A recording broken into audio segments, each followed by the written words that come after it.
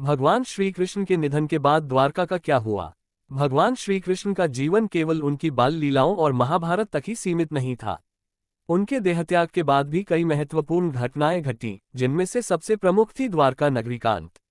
ये कहानी न केवल श्री कृष्ण की दिव्यता को प्रकट करती है, बल्कि यह भी बताती है कि समय के साथ हर चीज का नाश होता है, चाहे वह कितनी ही महान क्यों न हो। श्री कृष्ण का निर्वाण प्रयाण।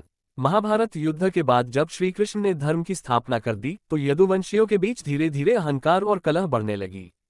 श्री कृष्ण ने देखा कि उनका वंश पथभ्रष्ट हो रहा है। उन्होंने इसे कुदरत की इच्छा समझा और कोई हस्तक्षेप नहीं किया। एक दिन यदुवंशियों ने आपस में ही युद्ध कर लिया। इस युद्ध में सभी वीर योद्धा मारे गए। अंत में श्री कृष्ण जंगल में चले गए, जहां एक शिकारी जरक ने गलती से उन्हें तीर मार दिया। ये तीर उनके पैर में लगा और यह वही स्थान था जहां भगवान राम के समय में श्री कृष्ण विष्णु का अवतार ने बाली को तीर मारा था। श्री कृष्ण ने जरा शिकारी को क्षमा कर दिया और कहा, यह सब पूर्व निर्धारित था, अब मेरा समय पूरा हो गया है। इसके बाद उन्होंने अपनी लीला समाप्त की और परमधाम को प्रस्थान किया। द्वारका का विनाश। भगवान श्री कृष्ण के जाते ही पृथ्वी से उनका तेज और दिव्यता समाप्त हो गई। उनके जाते ही द्वारका का भी अंत निकट आ गया। ऋषि नारद और अन्य देवताओं ने घोषणा की कि द्वारका अब जलमग्न हो जाएगी। श्री कृष्ण ने अपने भाई बलराम को भी महासमुद्र में समाधि लेते हुए देखा था। यह संकेत था कि द्वारका भी समाप्त होने वाली है। समुद्र में समा गई द्वारका। जैसे ही श्री कृष्ण का निधन हुआ, समुद्र में तेज लहरें उठने लगीं। लोगों ने देखा कि महलों, मंदिरों और सड़कों पर पानी भरने लगा।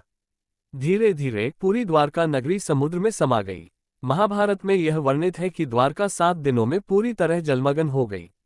वहां केवल पानी रह गया और श्री कृष्ण की यह महान नगरी सदा के लिए लुप्त हो गई। द्वारका का रहस्य और आधुनिक खोज। हजारों वर्षों बाद वैज्ञानिकों और पुरातत्वविदों ने समुद्र के अंदर प्राचीन द्वारका के अवशेषों को खोज निकाला। गुजरात के समुद्र तट पर गोताखोरी करने वाले वैज्ञानिकों को पानी के नीचे प्राचीन नगर के प्रमाण मिले हैं, जो द्वारका के अस्तित्व को सत्यापित करते हैं।